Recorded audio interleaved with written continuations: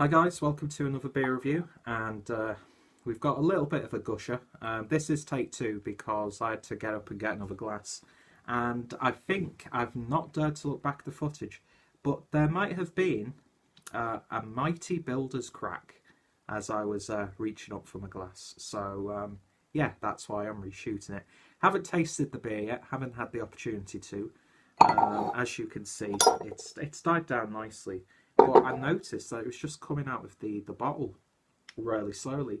So what I'm going to do is I'm just going to pour as much as I can out before I get into the review. So you can just look at that, man. That is absolutely insane. It's just foam, or Schaum, as they say in Germany.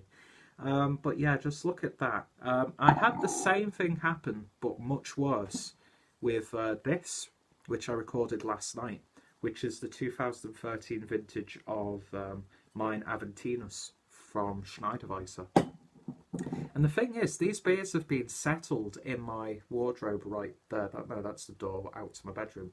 But my wardrobe there, which it's not too cold, it's not too warm. The temperature doesn't drastically change. But both beers have gushed, and funny enough, both beers were from Beermoth. Now, I'm not saying that that's had something to do with it, because I know Beermoth store their beers, and they really do care about the conditioning of the bottles. But they might have just been really shook up from the travel from Manchester back to the UK, back to where I am. So they might not have just settled properly. But this, when I drank that, I think it's because that went absolutely everywhere. You might have seen it when I did the live review. But yeah, there were big flecks of yeast and gloop in that. So it could have been just a bad bottle. But this, I mean, it didn't erupt massively. But yeah, you can just about see that it's calmed down enough now for me to actually get a review of it. But the beer in question, which was kindly bought for me by the wonderful Paul from PABrewNews, where he visited us. And yeah, so this is the Blackjack 2017 Native Son Doppelbock, clocking in at 8.6%. And it's a barrel-aged Doppelbock, which really intrigues me. Best before date is the 22nd of May 19. And basically it says, our take on the German-style Doppelbock. Noble hopped, dark, wheaty and warming. Rich fruit and glowing spices characteristics, barrel-aged. Gluten from barley and wheat, and the ingredients are water, malted barley, wheat, hops and yeast. And yeah, Blackjack from Manchester. The only other beers I've had from Blackjack have been their more sort of like widely available mainstream ones, which I could get in the local co-op up the hill there. Which, yeah, they're sort of like red ale, brown ale, hoppy golden ale, that sort of thing. But I have seen that they do a lot of really intriguing beers. And Paul knows that the Doppelbock is probably my favourite beer style ever. I just love it. Every time I drink one, or every German beer I drink, transports me back to Regensburg, where I spent 7 years, and they were 7 beautiful beery years. So yeah, it really means a lot to me that not only did he buy me a beer, he bought me a hell of a lot when I was with him in Manchester. One of the most generous and genuine guys you will ever meet, and I've said that countless times now, and it was such a pleasure to meet him and spend time with him. And yeah, he did spoil me. He did spoil me like the little soy boy that I am. He spoiled everyone. That's just him. He's just a fantastic person. And yeah, so not only did he buy me this beer as well as many others, but the fact that it's a Doppelbock and he knows I love Doppelbocks just makes it that bit more special. So big shout out to Paul. His link's in the description down below. So yeah, these guys are based out of 36 Irk Street, Manchester, M4 4JT, and of course all their social media links will be down below. I think I have reviewed a Blackjack beer on the channel, so if I have, I'll put that link down below as well. But yeah, a barrel-aged Doppelbock sounds really intriguing. So I'm going to try and get more beer into the glass without it just creating monstrous amounts of head. But there we go, it's settled down nicely. Look at that. Unfortunately, both of the Beermoth glasses I have in my possession, one of them being Paul's, ready to be shipped off to him, are downstairs drying because they've just been sitting around my bedroom when I've been drinking, and they're being cleaned. So I'm having to use my BIIIIIG and Regensburg Craft Beer Festival glasses, which I actually got my email invited me this year, so hopefully I can get the time off work to spend at least a day at the festival, because German brewing culture, just look at that lovely cream pie. I'm not getting monetised anyway, so I can show pornography like that. It does remind me of a cream pie, it really, really does. But look at that, what a hearty looking brew indeed. And I'm sure once that's settled down, I'll still have a little bit of beer left. But it certainly ticks all the boxes in terms of its presentation. It's got that lovely sort of dark oaky body to it, not jet black, far from it. When you hold it to light, it's got that lovely sort of varnished oak look to it. You can just about see through it, but not much. And then we've got 3 fingers worth of a lovely tan looking head, mixture of creaminess and big spacious bubbles and tiny bubbles. It just looks absolutely luxurious.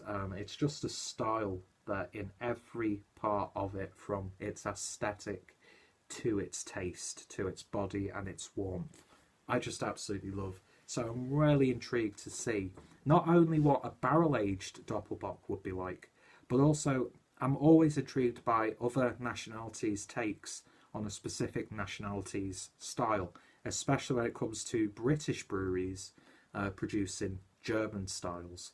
So what I'm going to do is, because I've got a little bit in here, I'm going to get the smell and the taste from that, and then let that settle down a wee bit. But God, that's a handsome looking beer. Even with that amount of head, that just looks picture perfect to me. Absolutely wonderful. So let's see if we can get an aroma. They've hit the nail on the head in terms of its aroma. It's got, you're getting that barrel as well, really nice. It's almost got like a slight vanilla peatiness to it. Not too sure what barrels they've used, but it works so beautifully with that lovely dark fruity stewed down berry character that you get with the Doppelbock style.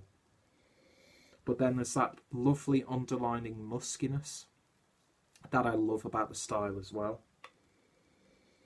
It's almost got, with that barrel character mixing with the Doppelbock style, like a Scotch ale.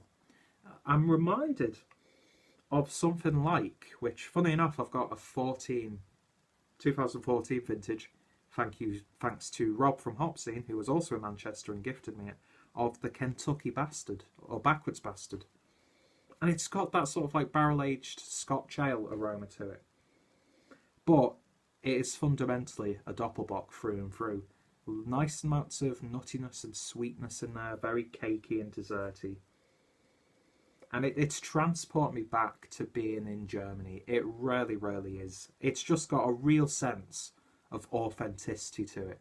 And I just want to give this a taste and see how it goes, because so far, I'm loving it. And I'm never going to do that on camera again. Prost.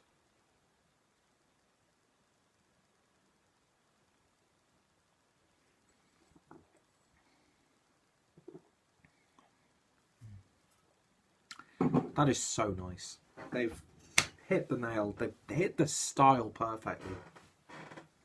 But there's like another level of like complexity from that barrel. And it is really quite intensely woody. And it's got those sort of flavours of a Scotch ale to it.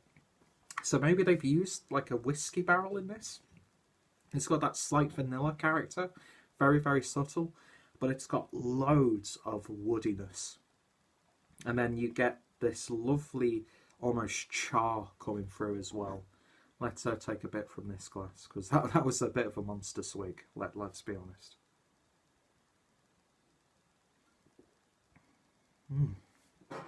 That sip's even better. It's peppery. It's got a really big, savoury edge to it.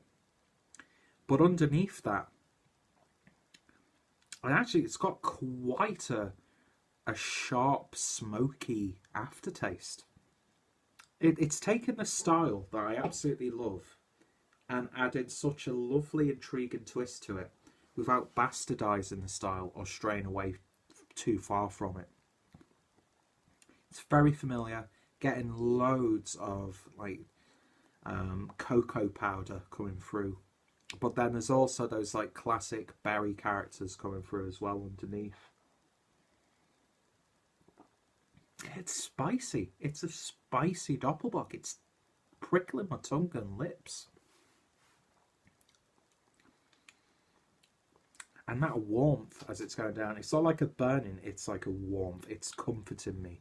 It's been quite chilly on my walk home from work. It like wind smashed me in the face. This is helping. And yeah, I don't know if they were intending it, but what I'm getting from this is a cross between a classic, well-brewed traditional doppelbock and like a Scotch ale. And I think those two styles could blend well together. But that's what it's reminding me of. And yeah, I'm really, really enjoying this. Berry tartness in there. It's got that slight cherry-like character as well. But then there's like this like burnt licorice bitterness in there. It's just... I've never tasted a doppelbock like this. And if I do go back to Germany, I'd have to take a couple of bottles of these and like give the guys at Beretta a try of it. I could imagine this actually getting really nice if you were to leave it for a few years, because there is a little bit of harshness that some people might not like, but I really like it. It's making me feel more alert. Not too wheaty either. You do get that slight wheatiness in there, but not too much. So it's not like it's not a Weizenbock, but it's got like those subtle hints of it. But yeah, I'm going to take my time for this one, because I could be drinking this and 10 minutes later I'm going to get something completely different coming out of it. I can't fault it. I really, really can't. It's absolutely wonderful. If you love your doppelbocks, definitely give that a go. But that being said, I could see some people who do love doppelbocks drinking this, and it might be a little bit too much for them. It is really savoury, like almost like beefy beer, without it being like a Schlenkerla Beermoth. It's got that sort of like grilled steak with loads of pepper, or like a smoked... It's just...